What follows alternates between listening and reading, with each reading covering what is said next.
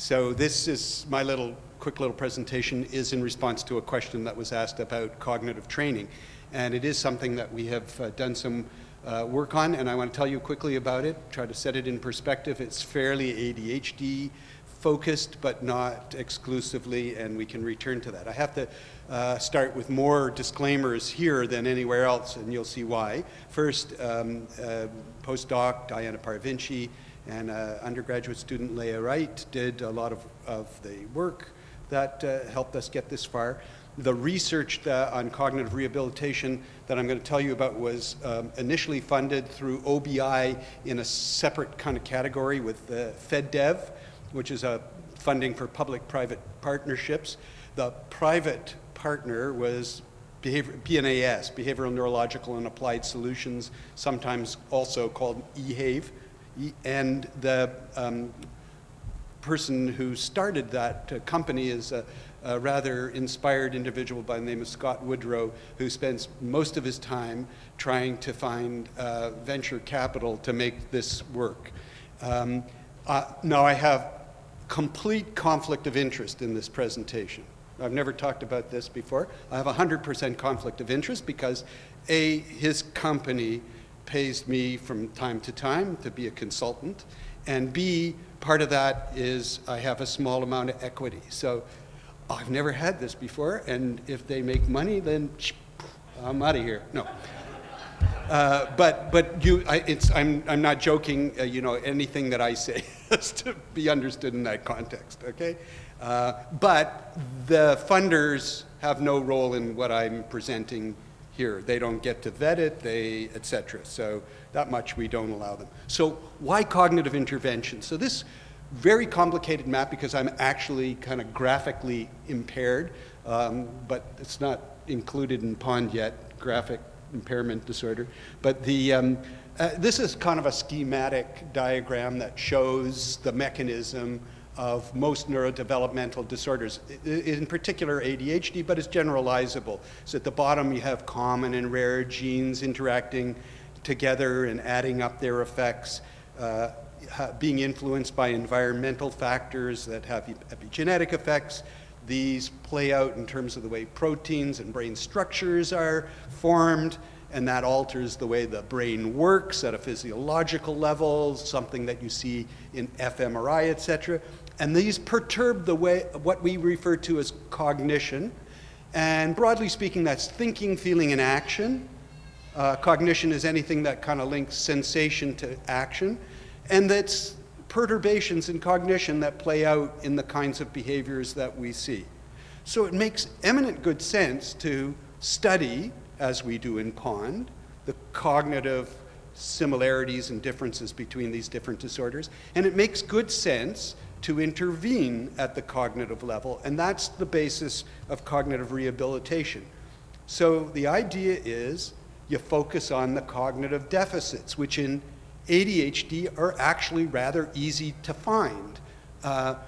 Kids with ADHD have a whole wide range of different cognitive deficits. And the idea is that if you train people on certain sorts of tasks that tax the cognitive deficits, that with repeated exercise, that this will actually result in performance gains, not only on the trained task, on the thing the task that you use to train them on, but on untrained tasks. And sometimes to tasks that are rather like the one that you're using for training, which is referred to as near transfer, or even farther kinds of tasks that are far transfer. And ultimately what we want to see is an impact on behavior or learning. So this is very interesting because on the face of it, because it directly addresses the cognitive deficits that are presumed to underlie ADHD or other disorders. And there is preliminary evidence that suggests these kinds of interventions may be partially effective. And if they were, this would be enormously important because A, it would provide a non-drug alternative for kids with ADHD, whereas you know that several millions, maybe 4 million kids in North America take stimulant medication for ADHD on a daily basis. But not everybody wants to give their kids stimulant medication. It doesn't work for everybody. And some say there are both individual risks and societal risks to that approach to treating kids. And as an alternative or a halfway point, you might say that if the cognitive rehabilitation has potential, it could reduce the dose that you need to treat a kid with ADHD, or prolong the effectiveness of medication, because as you may know, medication tends to be quite effective, but over time, it seems to be, and I don't mean over time in the day, I mean over years, it tends to be less and less effective. But there's some fatal assumptions in for major assumptions, and some would say fatal flaws, in the cognitive rehabilitation strategies that are available right now. To begin with, they seem to assume that kids with ADHD, and think of any other disorder, have a deficit, like a particular deficit. And in the ADHD realm, there have been debates about, it's not this deficit, it's that deficit. The truth is that it's not any one deficit. There's a great assumption that you can have a training program that tackles, let's say, working memory like CogMed, because ADHD kids have working memory deficits. Well, that doesn't happen to be true, in the sense that not all kids with ADHD, in fact, very few ADHD kids have working memory deficits. In fact, very few kids with ADHD have any one particular deficit.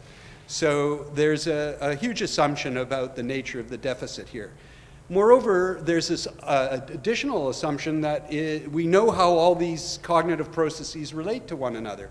So the idea that you would tackle, say, working memory first and foremost in disorder X is based on the presumption that somehow it's more fundamental, or if you can change working memory, it'll impact all other cognitive processes. Honestly, we don't have this kind of information. So there are huge assumptions going on. In the sake of time, I'm going to just say that the two things that one is that there are many different cognitive deficits in ADHD. Not everything that we look at turns out to be a deficit in ADHD. Moreover, no one has ever found a cognitive deficit that's specific to any one disorder. So you can see on this slide that a particular measure of response inhibition, which is the ability to suddenly stop what you're doing, like slamming on the brakes if a red light or light changes red, or a kid runs in front of you when you're driving. That ability is, ADHD kids are poorer in that ability. It takes them longer to stop. But you can see by the height of the bars that so are kids with people with OCD and people with diagnosis of schizophrenia. And this is another measure, which is the ability to slow down. So this would be the equivalent of knowing that you're in a school zone so that you drive more slowly. This is a measure called the go-no-go task, SART, or Connors CPT, all measure the same process.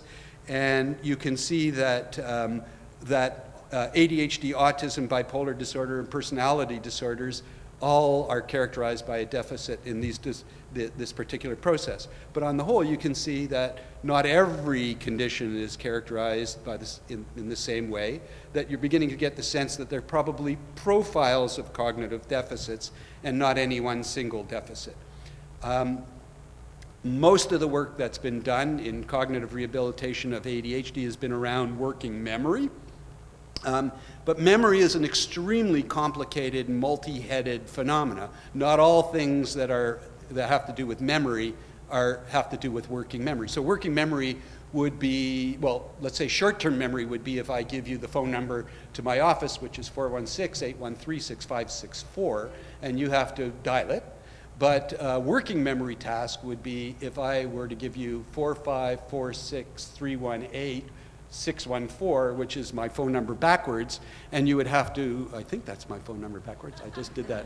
It's pretty good working memory. But, and then you would have to reverse it. So you'd have to hold it in mind and reverse the order and do some rearranging. And that would be more, say, working memory. Short-term manipulating information. So that's working memory. The former, just holding the phone number in mind briefly, is more short-term memory. And you can do all kinds of, there are multiple different components of memory. Most of the training programs that have been described as working memory training programs, like CogMed, are really actually tax short-term memory more than working memory.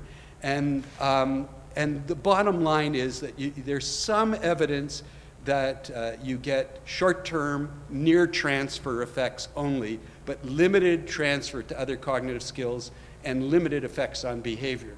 And there are other memory measures that other games that have been used to train memory, like jungle memory, and that has actually both short and near transfer effects. So it sort of works as well.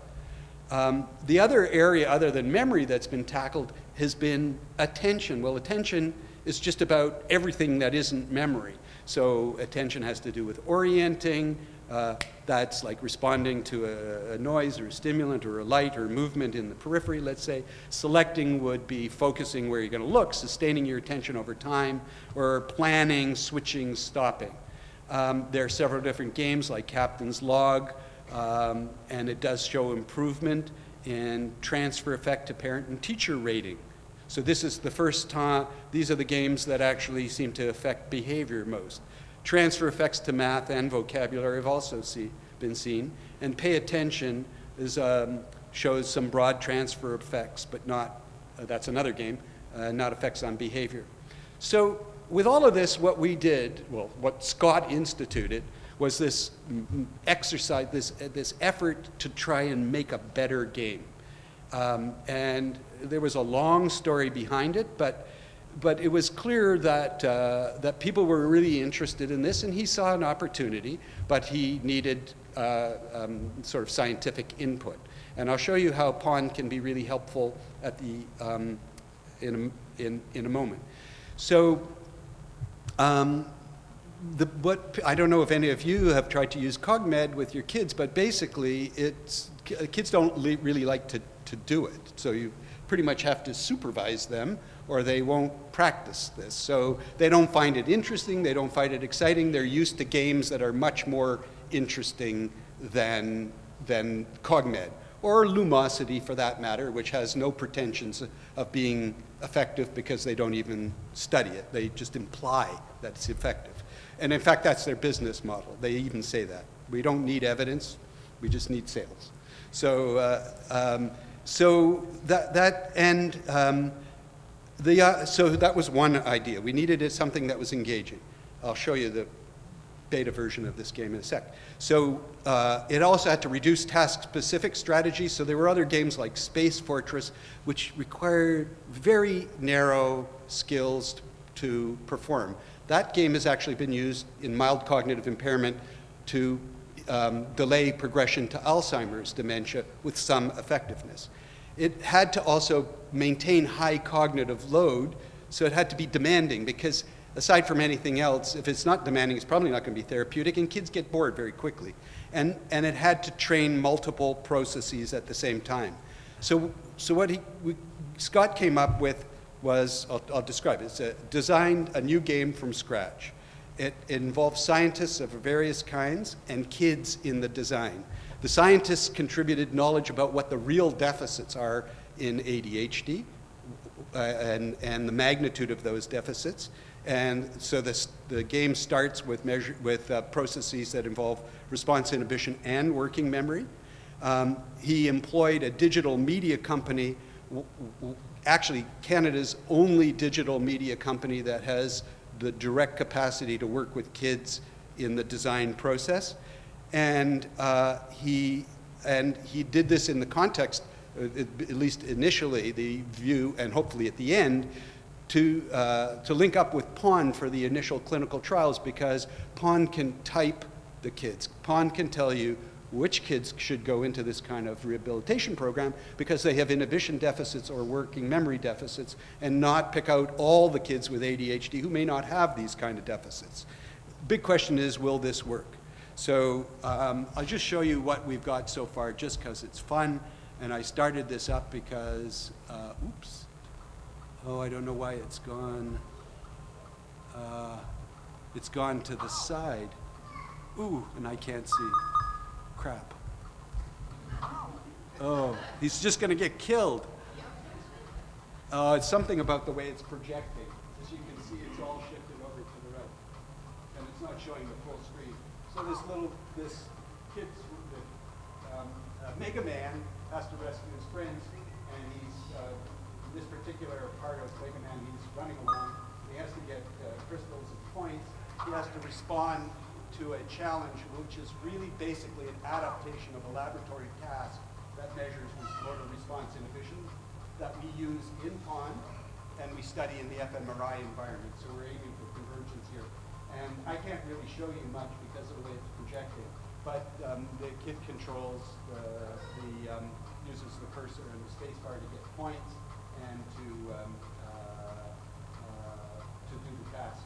So basically sees an X, he has to respond this way, sees an O, has to respond this with another button as quickly as possible. When there's this stop signal comes along, which is a big kind of, looks like a radioactivity kind of head. It's supposed to stop what they're doing, and that measures response inhibition. So I'm sorry, I'll have to work on this. It works on my screen. If any of you want to see afterwards, I'll show it to you, but it's, for some reason, it doesn't project very well. So that's that. We hope once this gets to the point where we can put it into a clinical trial in Pond or elsewhere, if we can work that out, that would be a great idea. All right, thank you very much. Any questions?